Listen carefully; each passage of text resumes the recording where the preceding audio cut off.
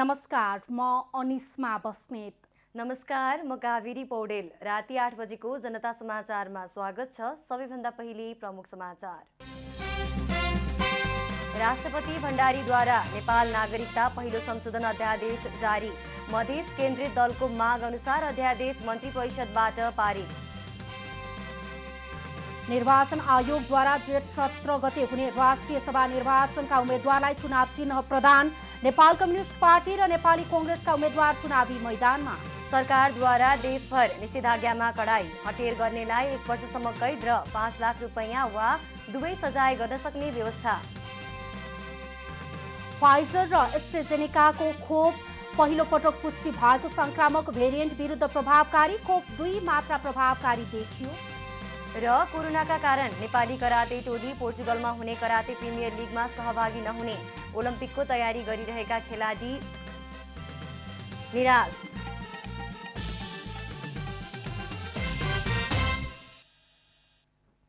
अब पूरा समाचार।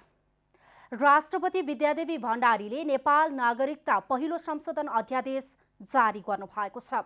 जन्मसिद्ध नागरिकता पाएका व्यक्तिको सन्तानलाई वंशजको नागरिकता दिने गरी अध्यादेश जारी भएको भनाइ छ।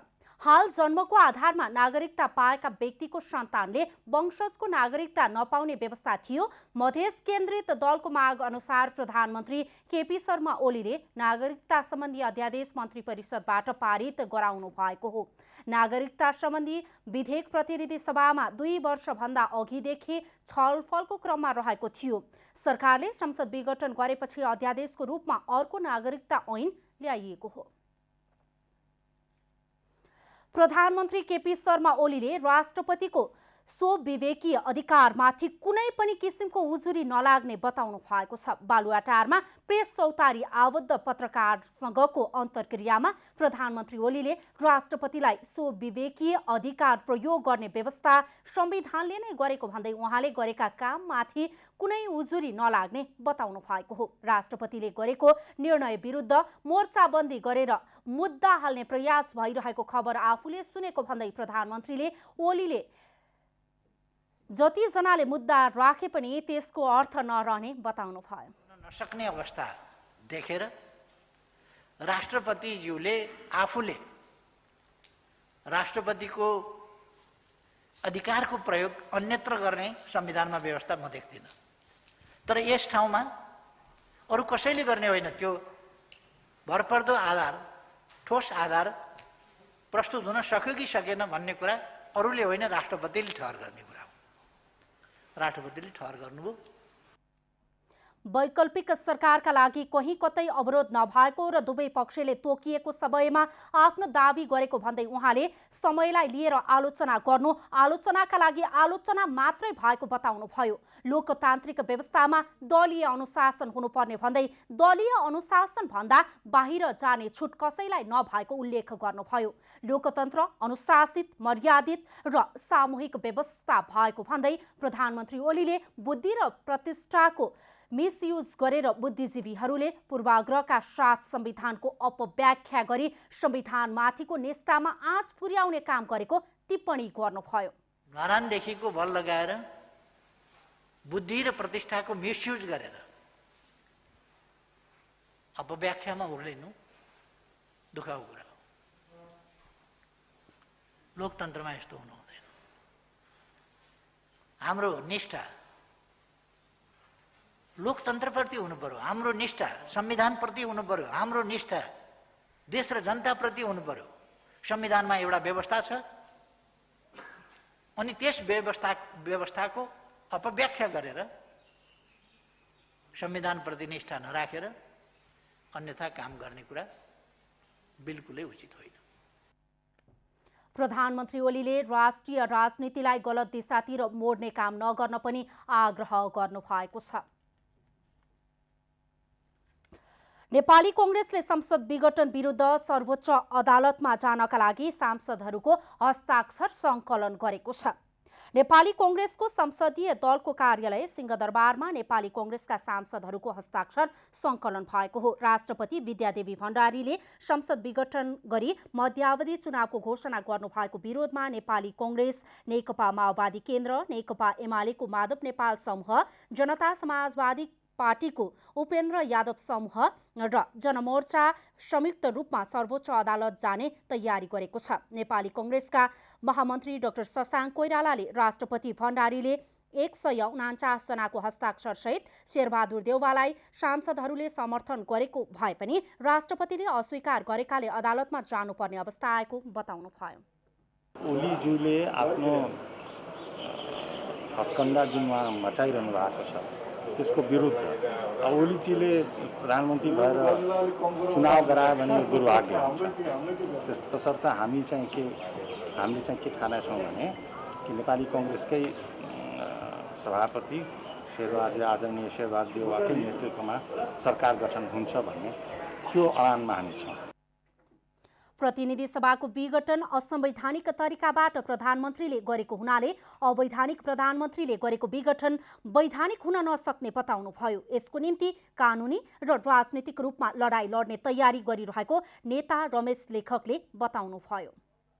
मैले सरकार चलाउन सक्दिनँ, बहुमत ल्याउन सक्दिनँ, त्यसकारण वैकल्पिक सरकार बनाउनका लागि प्रक्रिया अगाडि बढाइदिनु पर्यो भनेर राष्ट्रपतिलाई अनुरोध गरिसकेपछि वैकल्पिक सरकार भनेको यो सरकार बाहेकको अर्को सरकार भनेको उहाँले आफैले वैकल्पिक सरकार माग्ने अनि त्यसपछि मै प्रधानमन्त्री हुन्छु भनेर जाने, त्यसमा पनि बहुमत नपुग्ने अनि त्यस्तो प्रधानमन्त्रीजीले निरन्तरता पाएर विघटन गरेको संसद त्यो कानुन सम्मत संविधान सम्मत हुन सक्छ।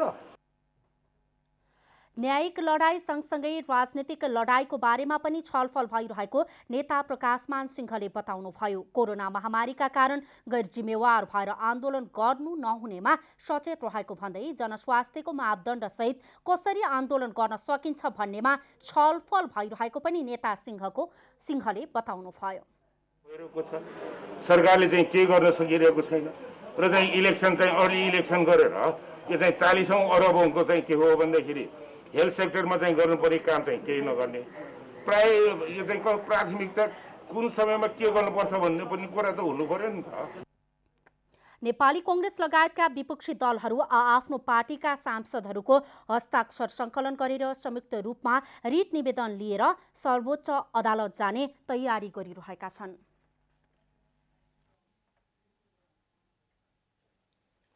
राष्ट्रिय प्रजातन्त्र पार्टीले कोरोना महामारी नियन्त्रण नगरी स्वतन्त्र र निष्पक्ष चुनाव हुन नसक्ने बताएको छ। आइतबार बसेको राप्रपाको केन्द्रीय सचिवालय कार्यव्यवस्था समितिको बैठकले जनताको अभिमत र शक्तिबाटै राजनीतिक कमजोरी र विकृति समाधान गर्न सकिने भए पनि महामारी नियन्त्रण नभएसम्म चुनाव निष्पक्ष र स्वतन्त्र नहुने निष्कर्ष निकालेको हो। कोरोना महामारीको विषम परिस्थितिमा अहिले देशलाई चुनावमा धकेलिएको भन्दै यस्तो डरलाग्दो महामारीका बीच चुनावमा कसरी जाने भन्ने गम्भीर प्रश्न खडा भएको राप्रपाले जनाएको छ। कोरोना महामारी नियन्त्रण नगरी स्वतन्त्र र निष्पक्ष चुनाव हुन नसक्ने ठहर बैठकले गरेको छ। विश्व स्वास्थ्य संगठनले नेपाल सहित दक्षिण पूर्वी एसियाली क्षेत्रमा थप सहयोग सामग्री प्रदान गर्ने जनाएको छ। विश्व स्वास्थ्य संगठनले आउँदा हप्तामा नेपाल, भुटान, मालदिप्स, श्रीलङ्का सहितका देशमा बढ्दो कोरोना भाइरसको संक्रमणसँग लड्नका लागि अत्यावश्यक स्वास्थ्य सामग्री पठाइने जनाएको हो।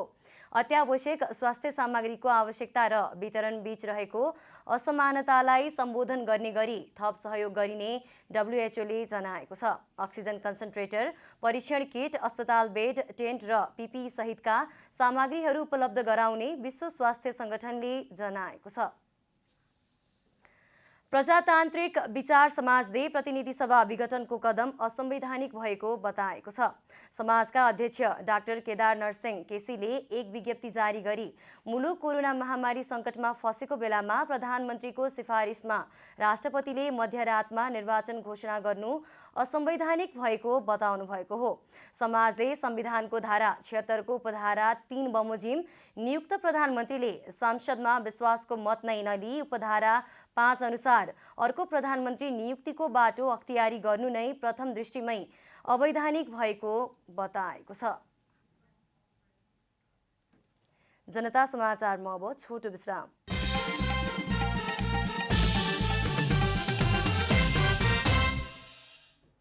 जनता समाचारमा अब थप समाचार। निर्वाचन आयोगले जेठ 17 गते हुने राष्ट्रिय सभा निर्वाचनका उम्मेद्वारलाई चुनाव चिन्ह प्रदान गरेको छ। निर्वाचन आयोगले आइतबार नेकपा एमालेका चन्द्रबहादुर खड्कालाई सूर्य चिन्ह र नेपाली कांग्रेसका उम्मेद्वार दृगनारायण पाण्डेलाई रुख चिन्ह प्रदान गरेको हो। पाण्डे कांग्रेस, माओवादी केन्द्र, जनता समाजवादी पार्टी र राष्ट्रिय जनमोर्चाका साझा उम्मेद्वार हुनुहुन्छ। खड्का माओवादीबाट एमाले प्रवेश गर्दा रिक्त रहेको पदमा निर्वाचन हुन लागेको हो।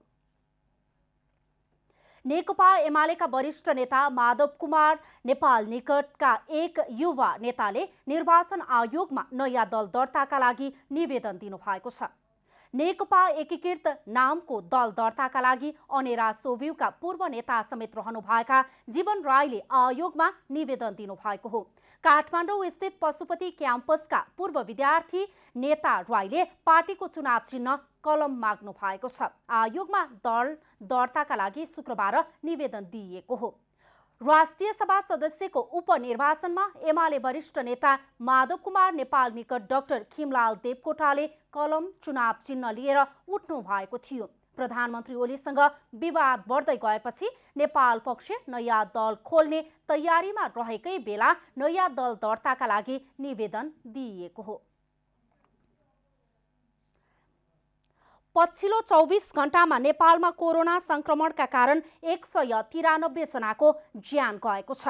स्वास्थ्य तथा जनसङ्ख्या मन्त्रालयका अनुसार कोभिड-19 संक्रमणका कारण थप 193 जनाको मृत्यु भएको हो। पछिल्लो 24 घण्टामा 7914 जनामा कोरोना पोजिटिभ देखिएको छ भने 7664 जना संक्रमण मुक्त भएका छन्। कोरोनाबाट मुक्त हुने दर 76.3% रहेको मन्त्रालयको तथ्याङ्क छ। स्वास्थ्य मन्त्रालयका अनुसार 18,965 जनाको PCR परीक्षण गर्दा 7,598 जना र 931 जनाको एन्टिजेन परीक्षण गर्दा 216 जना संक्रमित पहिचान भएका हुन्। थपिएका संक्रमितको संख्यासँगै देशभर सक्रिय कोरोना संक्रमितको संख्या 1,15,547 पुगेको छ। काठमाडौँ उपत्यकाभित्र थप 2,821 जनामा कोरोना संक्रमण पुष्टि भएको छ भने भक्तपुरमा 366 र ललितपुरमा 694 जनामा संक्रमण पुष्टि भएको हो। पश्चिम मकवानपुरका अधिकांश चेपाङ बस्तीहरूमा यतिखेर भोकमरी सुरु भएको छ। खोरियामा उत्पादित अन्नले बढीमा 6 महिना मात्रै खान पुग्ने ती बस्तीका बासिन्दालाई बाँकी महिनाका लागि अन्यत्र गएर श्रम गर्नुपर्ने बाध्यता छ। तर कोभिड-19 का कारण अवसर गुमेकाले भोकमरीको समस्या बढ्दो क्रममा रहेको बताइएको छ। गाउँमा रहेका अन्नपात पनि सकिएपछि भोकमरी टार्न यतिखेर चेपाङ बस्तीका मानिस जंगली गिट्ठा र कन्दमूलको सहारामा पुगेका छन्। अहिले निषेधाज्ञाका बेला दिनभर घरमै बस्नुभन्दा जंगल पुगेर गिट्ठा भ्याकुर खोजेर ल्याउने र उसिनेर खाने गरेको बताइएको छ। 2068 को जनगणनामा मकवानपुर जिल्लामा 23,000 को जनसङ्ख्यामा चेपाङको बसोबास रहेको तथ्याङ्क छ।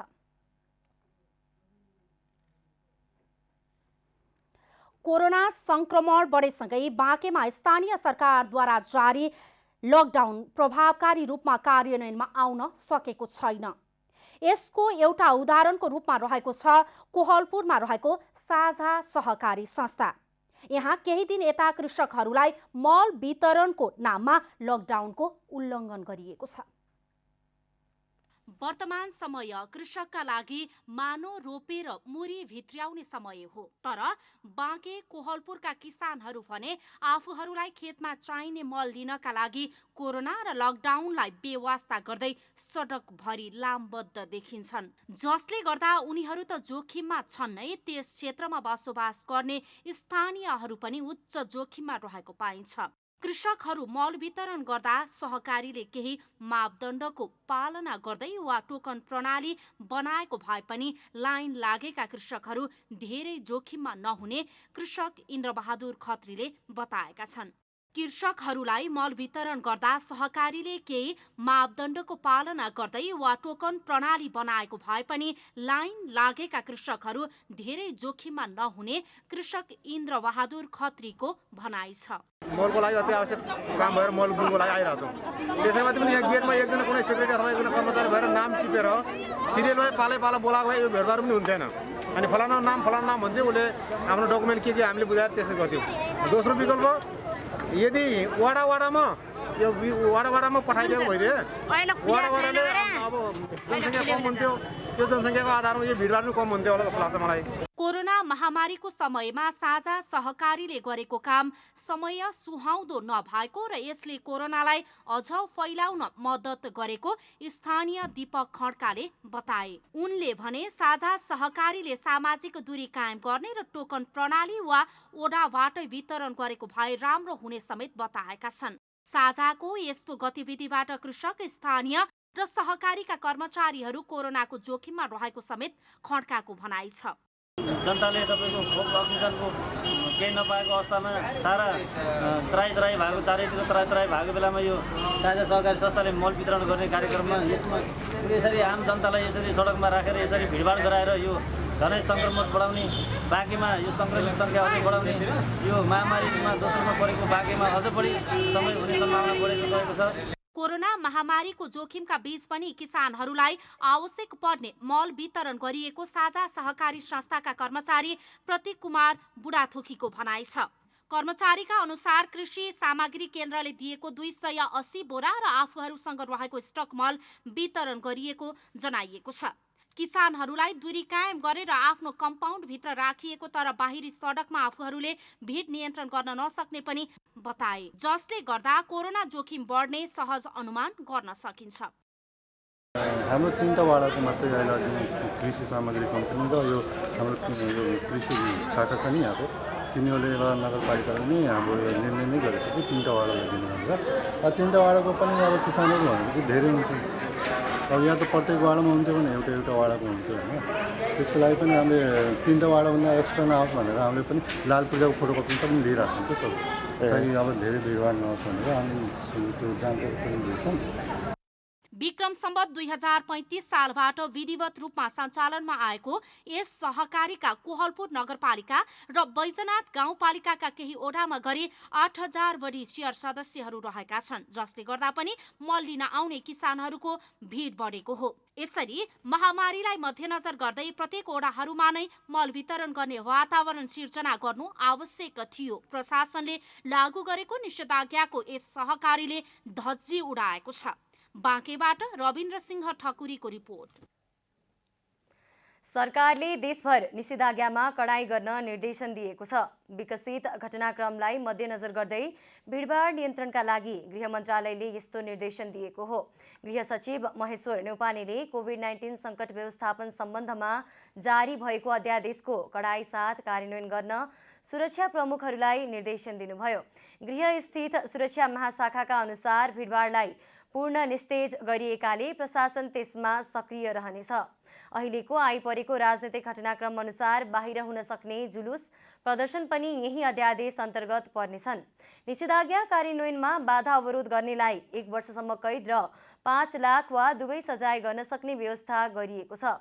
सोही अनुसार कार्यान्वयन गर्न गृह मन्त्रालयले 77 वटै जिल्ला प्रशासन कार्यालयहरूलाई परिपत्र गरेको छ।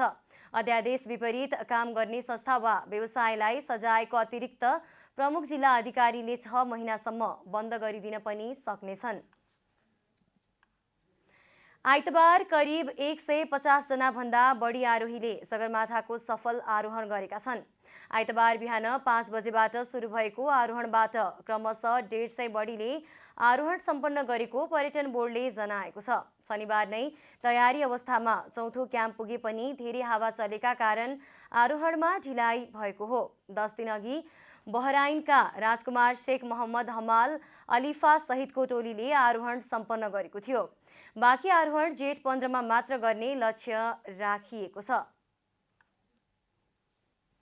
प्रदेश नम्बर 2 सरकारले जनकपुर धामको मणिपाल शिक्षण अस्पतालको खाली भवनलाई जीर्णोद्वारा गरी कोभिड विशेष अस्पताल बनाउने घोषणा गरेको 18 दिन पुगे पनि हालसम्म पनि अस्पताल सञ्चालनमा आउन सकेको छैन। गत वैशाख 22 गते प्रदेश सरकारको तर्फबाट मुख्यमन्त्री स्वच्छता अभियानका प्राविधिक भगवान झाको अगुवाईमा गएको टोलीले मणिपाल शिक्षण अस्पतालको निरीक्षण गर्दै 21 दिनभित्र सुविधा सम्पन्न कोभिड विशेष अस्पताल निर्माण गरिने प्रतिबद्धता जनाएका थिए। 100 बेड क्षमताको हुने सो अस्पतालमा 20 बेड क्षमताको आइसियु समेत निर्माण गरिने घोषणा गरिएको थियो। कोभिडका बिरामीहरूका लागि बनाइने सो अस्पतालका लागि कुनै किसिमको सम्झौता नगरिने बताउँदै इन्जिनियर झाले सरकारले तोकेको 15 दिनमा 7 दिन थप गर्दै 21 दिनमा प्रदेशकै सुविधा सम्पन्न कोभिड विशेष अस्पताल निर्माण गरिने बताएका थिए। यहाँ हामीले के पायौँ भने यहाँ खास गरी झाल ढोका कुनैमा पनि छैन, ढोका कुनै कुनैमा छ त्यो जीर्ण अवस्थामा छ, ढोका अनि रङरोगनहरू चाहिँ भएको छैन, अनि खानेपानीको चाहिँ दुरुस्त अवस्था छैन, वायरिङको पनि चाहिँ पुरानो गरेको रहेछ त्यो चाहिँ दुरुस्त छैन। यो सबैलाई चाहिँ एसेट म्यानेजमेन्ट बनाएर हामीले हाम्रो एक्जिस्टिङ अवस्था के हो त्यो चाहिँ रेकर्ड गर्नलाई हामीले चाहिँ मणिपालबाट आज विधिवत रूपमा स्थलगत मुचुल्का गरेर भोलिदेखि निर्माण कार्यहरू सुचारू गर्ने गरी हामीले आज हस्तान्तरण गरी भवन लिने क्रममा तर घोषणा गरिएको 18 दिन पुगेको र तोकिएको समय सीमा समाप्त हुन 3 दिन मात्र बाँकी छँदा अहिलेसम्म सरसफाई सीमित छ। वैशाख 29 गतेदेखि काम गर्न सुरु गरे पनि अहिलेसम्म कुनै किसिमको सम्झौता समेत नभएको र आइतबार प्रदेश सरकारसँग सम्झौता हुने भएको बताए। यता काममा लागेका प्राविधिकहरू अहिले झ्याल ढोका लगाउने काम भएको र रङ रोगन पछि कसरी व्यवस्थित गरिने भन्ने कुरा हुने भएकाले अहिले पनि आइसोलेसन सञ्चालन गर्नका लागि 10 देखि 15 दिन लाग्ने जानकारी दिएका छन्। सर 28 गतेसम्म से भिड़ दिए। अब यहाँ के लगभग काम से गेली का एक ब्लॉक के से गेली का एक ब्लॉक बाँकी का। कुल 36वटा कोठा रहेको सो अस्पतालमा 12वटा कोठामा विभिन्न किसिमको सामान रहेको कारण प्रयोग गर्न बन्देज गरिएको छ भने बाँकी 24वटा कोठालाई कोभिड बिरामीहरूका लागि प्रयोग गरिने बताइएको छ। यता प्रदेश 2 केही दिन अघिदेखि कोरोनाको हटस्पट बन्दै गइरहेको अवस्था छ। धनुषाबाट प्रमोद कुमार शाहको रिपोर्ट।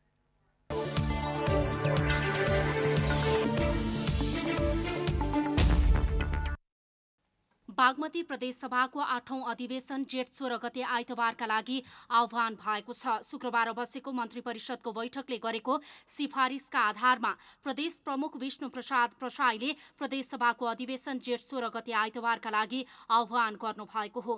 असार 1 गते बजेट र त्यसअघि नीति तथा कार्यक्रम घोषणा गर्न अधिवेशन आह्वान गर्न सिफारिस गरिएको सरकारका प्रवक्ता एवं आर्थिक मामिला तथा योजना मन्त्री कैलाश ढुङ्गेलले जानकारी दिनुभयो। प्रदेशसभामा खरिद प्रक्रिया रोक्न र मदन भण्डारी फाउन्डेसनलाई 50 लाख रुपैयाँ दिने निर्णय फिर्ता लिन प्रमुख प्रतिपक्षी दलले माग गरेका छन्। तर सरकारले नमान्दा विपक्षी दल नेकपा माओवादीले संसद अवरुद्ध गरेको छ। लगातार 4 पटकसम्म बैठक चल्न नसकेपछि सरकारले बिजनेस हुँदाहुँदै पनि 7औं अधिवेशन अन्त्य गरेको थियो। जिल्ला प्रशासन कार्यालय ललितपुरले महालक्ष्मी नगरपालिका 4 स्थित शीतल हाइटमा सञ्चालित एक सेनिटाइजर उद्योगमा छापा मारेको छ। ललितपुरको पर्सा नेपाल इन्डस्ट्रिज प्रालीले मानव स्वास्थ्यमा हानि पुर्याउने मिथानोल अल्कोहल नामक रसायन अत्याधिक प्रयोग गरेर सेनिटाइजर उत्पादन गरेको पाइएपछि छापा मारेको ललितपुरका सहायक प्रमुख जिल्ला अधिकारी ललित कुमार बस्नेतले जानकारी दिनुभयो। प्रालीले उत्पादन गरेको +75 को सेनिटाइजर औषधि व्यवस्था विभागको ल्याबमा परीक्षण गर्दा प्रयोग गर्न नमिल्ने रिपोर्ट आएपछि छापा मारिएको हो। उद्योगले उत्पादन गरेको तयारी अवस्थाको करिब 30 देखि 35 हजार लिटर सेनिटाइजर बरामद गरी उद्योगलाई सिल गरिएको छ। महानगरीय अपराध महाशाखा र औषधि व्यवस्था विभागको टोलीले कम्पनीका सञ्चालक आशिष प्याकुरेललाई नियन्त्रणमा लिएको छ। शेयर कारोबार मापक नेप्से परिसूचकले हालसम्मकै ऐतिहासिक रेकर्ड बनाएको छ। नेप्से परिसूचक आइतबार 2820 माथि पुगेर नयाँ रेकर्ड कायम गरेको हो। संसद विघटन भएसँगै अब राजनीतिक अस्थिरता निम्तिएका कारण बजार घट्छ कि भन्ने आकलन गरिएको थियो, तर आइतबार कारोबार खुलेको 10 मिनेट नबित्दै करिब 50 अङ्कले नेप्से परिसूचक घट्यो। त्यसपछि सम्हालिएको परिसूचक कारोबार बन्द हुँदासम्म 32.81 अङ्कले बढेर 2820 मा पुगेको छ। यो हालसम्मकै उच्च रहेको नेपाल स्टक एक्सचेन्जले जनाएको छ। 220 कम्पनीको शेयर किनबेच हुँदा कारोबार रकम 11 अर्ब 65 करोड 58 लाख रुपैयाँ पुगेको छ। आइतबार नेप्सेमा कारोबार हुने 3वटा समूहगत परिसूचकहरू घटेका छन् भने बाँकी सबै समूहगत परिसूचक बढेका छन्। होटल तथा पर्यटन, निर्जीवन बीमा र लघुवित्त समूहको परिसूचक घटेको छ। विकास बैंक र फाइनान्स समूहको परिसूचक सबैभन्दा धेरै बढेको छ। विकास बैंक समूहको सब इन्डेक्स 7.54 र फाइनान्सको 6.76% बढेको छ।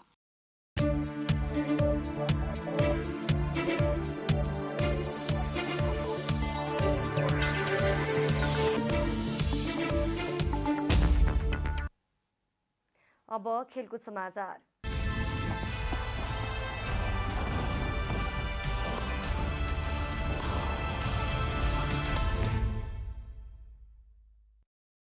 कोरोना महामारीका कारण स्थगित भएको इन्डियन प्रिमियर लिग IPL का बाँकी खेल संयुक्त अरब इमिरेट्स अर्थात् UAE मा हुने भएको छ। भारतीय क्रिकेट कन्ट्रोल बोर्ड BCCI ले लिगका बाँकी खेल आगामी 15 सेप्टेम्बरदेखि 15 अक्टोबरसम्म UAE मा गर्ने तयारी गरेको हो। कोरोना भाइरसको महामारीको कारण खेलाडी र स्टाफहरू नै कोरोनाको संक्रमणमा आएपछि BCCI ले सिजनका 31 खेल बाँकी छँदा नै IPL लाई रोकेको थियो। BCCI ले IPL का बाँकी खेल UAE वा इङ्ल्यान्ड मध्य एक ठाउँमा खेलाउने बारे सोचे पनि अन्ततः UAE मा नै लिग गराउने निष्कर्षमा पुगेको भारतीय सञ्चार माध्यमले जनाएका छन्। BCCI को आगामी 29 मेमा बस्ने विशेष बैठकले यस बारेमा थप निर्णय गर्नेछ। IPL स्थगित हुनु अघि 8 खेल खेलेको दिल्ली क्यापिटल्स 12 अङ्क सहित तालिकाको शीर्ष स्थानमा छ। 7 खेल खेलेको चेन्नई सुपर किङ्स 10 अङ्कमा दोस्रो र समान खेलबाट त्यति नै अङ्क जोडेको रोयल च्यालेन्जर्स बेङ्गलोर तेस्रो स्थानमा रहेको छ। ओलम्पिक छनौटको तयारीमा रहेको नेपालको कराते टोली पोर्चुगलमा हुने कराते प्रिमियर लिगमा सहभागी नहुने भएको छ।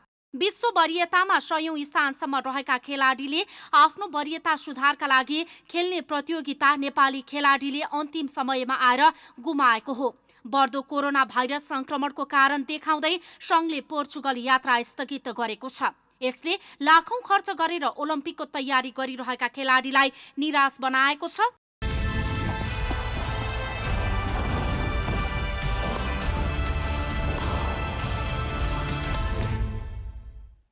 अब मौसम समाचार।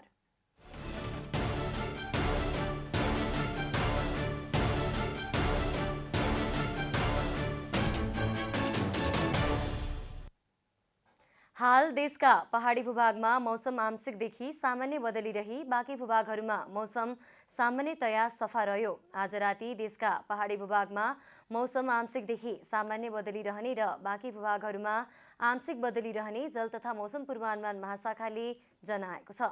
अब देशभरका विभिन्न स्थानका मौसम सम्बन्धी थप विवरण।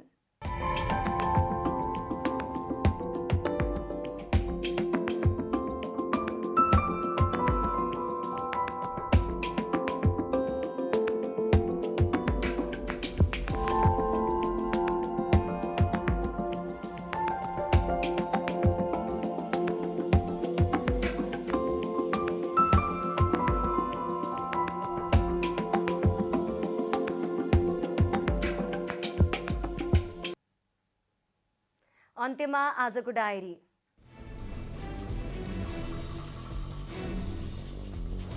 राष्ट्रपति विद्यादेवी भण्डारीले नेपाल नागरिकता पहिलो संशोधन अध्यादेश जारी गर्नु भएको छ। हाल जन्मको आधारमा नागरिकता पाएका व्यक्तिको सन्तानले वंशजको नागरिकता नपाउने व्यवस्था थियो, तर सरकारले संसद विघटन गरेपछि अध्यादेशको रूपमा अर्को नागरिकता ऐन ल्याएको हो।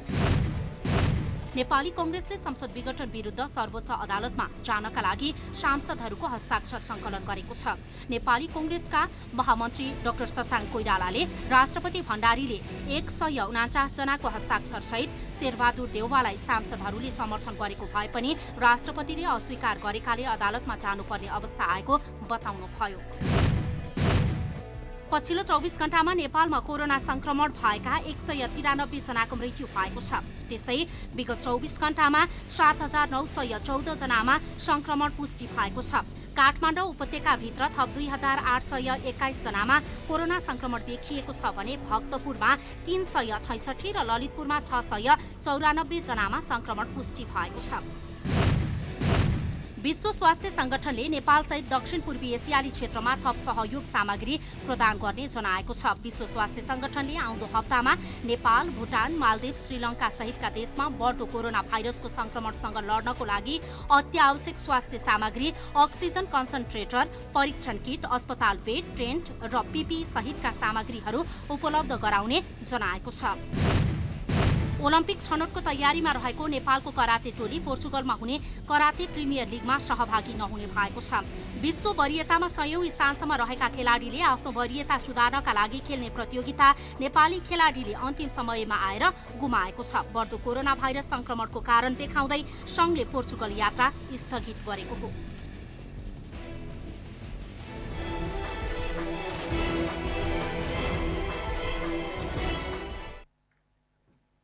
जनता समाचार अहिलेलाई यति नै। जनताद्वारा जनताका लागि प्रसारित जनता टेलिभिजनका कार्यक्रमहरू युट्युब, ट्विटर, फेसबुक र हाम्रो वेबसाइट जनतासमाचार.com मा पनि पढ्न र हेर्न सक्नुहुनेछ।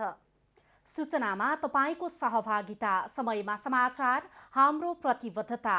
कोरोना भाइरसको संक्रमणबाट बच्न नियमित रूपमा साबुन पानीले हात धौँ, अनिवार्य रूपमा मास्कको प्रयोग गरौँ, भिडभाडबाट टाढै रहौँ। नमस्कार।